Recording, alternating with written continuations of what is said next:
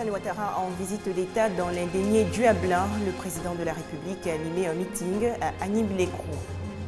Rencontre de pré-rentrée entre le ministère de l'Éducation nationale et acteurs du système éducatif ivoirien. Au menu, le projet de l'école obligatoire.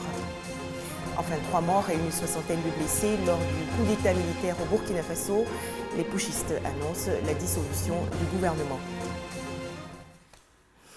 Madame, Monsieur, bonsoir et bienvenue. Agnibi-Lécrou, première étape donc de la visite d'État du président de la République dans l'indénié Duablin. Alassane Ouattara y a tenu un meeting en fin de matinée. Le chef de l'État ivoirien a annoncé plusieurs projets pour la ville, notamment la construction d'un lycée de jeunes filles et le bitumage de la voirie. Le président de la République veut également accélérer tous les travaux effectués à Agnibi-Lécrou. Demain, vendredi 18 septembre, Alassane Ouattara va présider un conseil des ministres extraordinaire à Abengourou. Écoutons à présent l'essentiel du discours du chef de l'État Alassane Ouattara lors du meeting de Agnibi-Lécrou. Voyez-vous, quand je suis venu ici à l'occasion du deuxième tour de l'élection présidentielle, je vous avais parlé de paix, de cohésion sociale, de rassemblement, mais également de développement. Oui, je vous avais dit que cette région avait un grand potentiel et que nous devions faire plus pour développer cette région, la région de l'indénié Duablin. Nous sommes en train de le faire. Oui, le programme est en cours, même si je constate des lenteurs ça et là que nous allons régler. Et je suis donc venu voir ce qui a été réalisé et ce qui reste à faire, car nous avons prévu des investissements importants dans cette région, et notamment dans le département d'Agnibi-Lécrou. Nous avons procédé au titre du programme présidentiel d'urgence à des investissements d'un montant de 21 milliards de francs CFA, donc plus de 4 milliards pour le département d'Agnibi-Lécrou. Et ceci, nous les avons consacrés dans les secteurs de l'électricité, de l'eau, de la santé, de l'éducation, de la salubrité, des infrastructures routières, de l'administration territoriale. Nous avons aussi procédé à des travaux d'électrification, à l'extension du réseau électrique dans le département d'Agnibi-Lécrou, notamment à Tanguélan et à Akpokro et à Ndrikro, dans la sous-préfecture de Dufrobo, à l'extension du réseau d'eau potable, notamment la réalisation hydraulique urbaine dans les communes d'Agnibi-Lécrou et d'Apropounou, à la distribution de près de 580 000 kits et manuels scolaires dans la région, et à la construction d'un collège de référence, ainsi que de 6 salles de classe à Kwadjokro. Voyez-vous, la fin de ces travaux est prévue pour la fin de 2015, donc dans quelques mois. Nous avons aussi entrepris l'élimination des dépôts sauvages dans toutes les villes du département, car après la crise post-électorale, il y avait des montagnes de déchets partout. L'acquisition d'un camion benne a aidé dans ce sens. Dans le domaine des infrastructures, des travaux de réhabilitation et de construction d'infrastructures routières, nous avons engagé beaucoup de choses. Et je sais que la plus importante et la plus attendue est la réhabilitation en cours de la route Abengourou-Agnibi-Lécrou. Voilà, ce travail est en cours, comme je vous l'avais promis. C'est un investissement de 32 milliards de francs CFA et la fin des travaux est prévue pour le début de l'année prochaine, dans le premier trimestre de 2016, pardon. C'était un engagement de campagne et je suis heureux de constater que les travaux ont démarré. Et je constate que beaucoup de travaux qui ont été prévus dans cette région ont pris du retard. Et je vais donc dire au gouvernement demain que je ne suis pas content. Oui, nous devons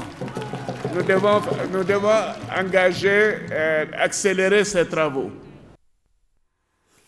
On poursuit maintenant avec les activités du chef du gouvernement ivoirien. Le Premier ministre Daniel Kablan-Duncan a procédé aujourd'hui à l'inauguration officielle du boulevard de France redressé.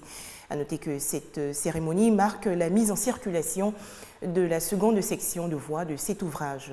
Les travaux estimés à plus de 10 milliards de francs CFA ont débuté en octobre 2014. Voici le boulevard de France redressé. Plusieurs mois en arrière, lors de travaux, engins de tout type, poussière, bitume, travaux de jour comme de nuit pour finalement donner ceci. Un boulevard 2 fois 2 voies, neuf, propre, qui vient faciliter la vie aux usagers. Vraiment, aujourd'hui, ici est devenu une route. Avant, c'était vraiment pas possible, quoi. De là, aller à Benjerville, on va gagner en temps, on va vite arriver au travail. Le problème d'embouteillage, là, ça doit être... à mon avis, hein, il y a eu une bonne partie de ce problème résolu. Aujourd'hui, partir de Cocody Centre à la Riviera Mbadon est chose facile et surtout rapide. 10 minutes, voilà le temps qu'il faut. À l'heure ainsi, pour arriver à Cocody, c'était difficile. Dans la soirée aussi, pour quitter à Cocody, arriver à la Riviera, c'était très difficile à cause de l'embouteillage. Tu peux taper 25 minutes à 30 minutes dans l'embouteillage. On peut prendre Kina à Cocody, à Benjerville 2000. Mais si passer par la grande voie, là, donc on peut prendre 2500, 3000. Donc c'est très bon pour nous, c'est très facile pour nous les chauffeurs. Les travaux du boulevard de France redressé ont coûté 12 milliards 700 millions de francs CFA. Il sera officiellement ouvert à la circulation ce jeudi pour le bonheur de tous. Les autorités auront compris que la route apporte la joie de vivre et le développement. Des précisions de Hamza Diaby. Toujours en Côte d'Ivoire, l'année académique 2015-2016 se prépare activement. La ministre de l'Éducation nationale et de l'enseignement technique a rencontré récemment les acteurs et partenaires du système éducatif. Kandia Camara a exhorté les enseignants à s'approprier le projet de l'école obligatoire pour les enfants de 6 à 16 ans. Ensemble pour la scolarisation obligatoire et une école de qualité. Ce thème doit servir de boussole dans le processus de déclinaison de la vision stratégique qui sous-tend l'école obligatoire. L'école obligatoire met la Côte d'Ivoire en convergence avec ses engagements internationaux et avec sa vocation de terre de prospérité promise à l'humanité. Cette décision du gouvernement entre dans sa phase active dès cette rentrée scolaire 2015-2016. Directeurs régionaux de l'éducation nationale et de l'enseignement technique et enseignants s'approprient cette mesure. Nous allons commencer par retenir à l'école tous les enfants inscrits au CPE. Nous allons faire en sorte que tous ces enfants trouvent la place dans nos établissements scolaires. Il s'agit pour nous de faire en sorte que les propos de Madame la ministre soient traduits en actes pour que la scolarisation soit une réalité dans nos zones. Au cours de cette rencontre avec les acteurs et partenaires du système éducatif, la ministre de l'Éducation nationale et de l'enseignement technique, Kandia Camara, a annoncé au titre de cette rentrée scolaire la disponibilité de plusieurs salles de classe. Il est bon de noter que c'est un total de 5081 salles de classe nouvelles au préscolaire et au primaire et 82 nouveaux collèges construits en 2015 qui seront disponibles cette année. L'on note également la construction de 2 nouveaux CAFOP à Bondoukou et à San Pedro, portant le parc des centres de formation initiale à 16 CAFOP désormais. Toujours au chapitre des innovations, cette année, le quantum horaire annuel des enseignements passe de 25 semaines à 32 semaines de cours. Et le retour à la lecture syllabique aux cours préparatoires, ce qui va permettre d'améliorer la qualité des apprentissages. On faisait le point avec Grace Kando. La Côte d'Ivoire ouvre sa toute première unité de scénologie au centre hospitalier universitaire de Treichville. Cet établissement va favoriser une meilleure prise en charge des cas de cancer du sein. La cérémonie d'ouverture de ce centre a eu lieu récemment en présence de la ministre de la Santé et de la lutte contre le sida, Raymonde Goudou-Kofi. Le paludisme régresse considérablement dans le monde. L'Organisation mondiale de la santé et le Fonds des Nations unies pour l'enfance annoncent avec satisfaction aujourd'hui que la mortalité a chuté de 60% au cours de ces 15 dernières années. Ces deux institutions soulignent également que 6,2 millions de vies ont pu être épargnées. Autre actualité, la Tabaski 2015 sera célébrée en Côte d'Ivoire le 24 septembre prochain. L'annonce a été faite par le Conseil supérieur des imams.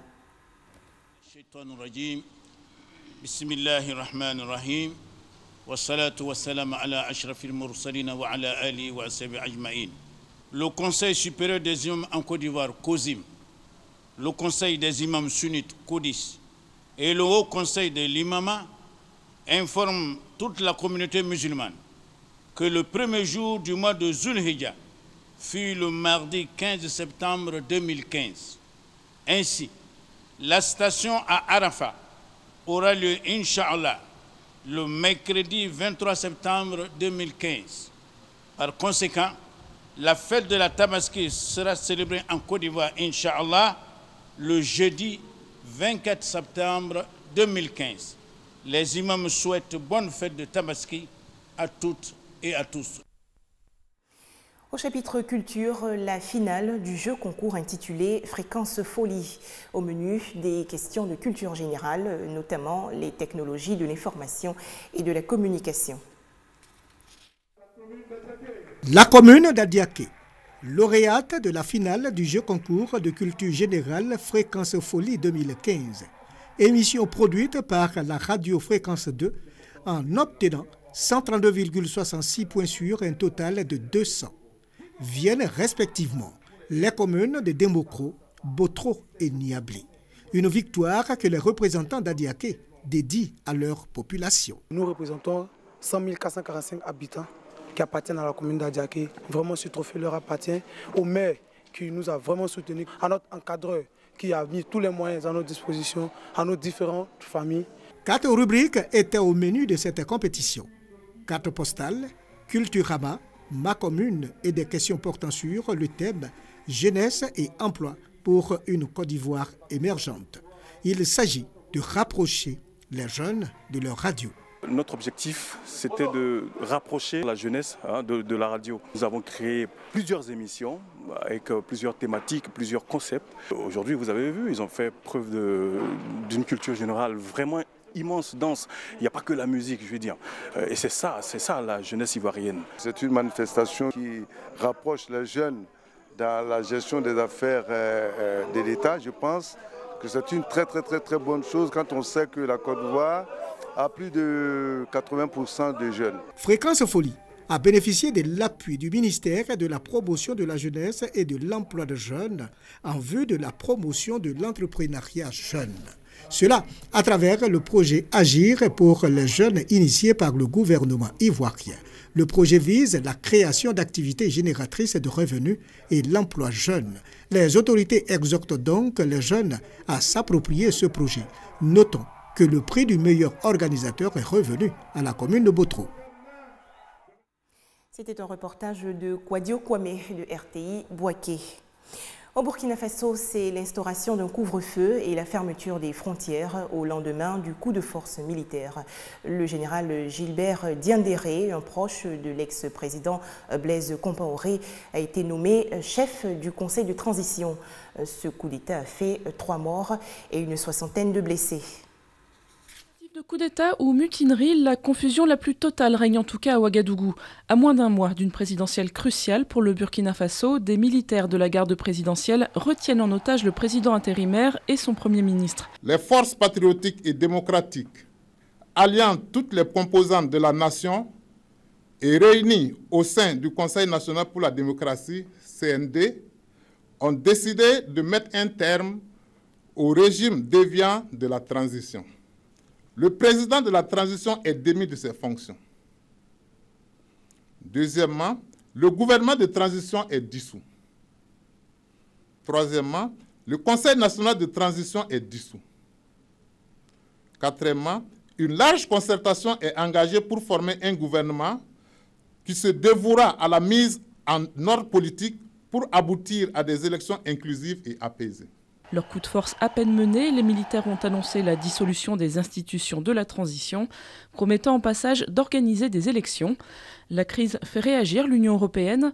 Elle demande la libération immédiate des personnes retenues en otage. C'était là l'essentiel de l'actualité. Merci de nous avoir suivis.